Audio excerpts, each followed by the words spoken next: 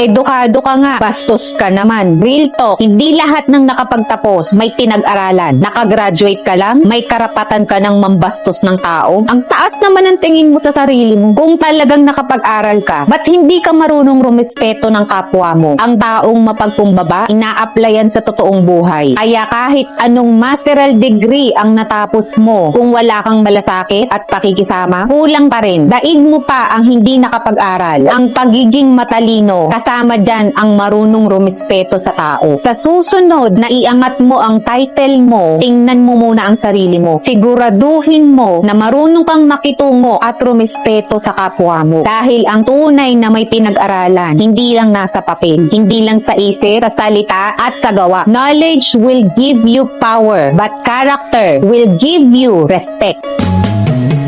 Ikaw man lang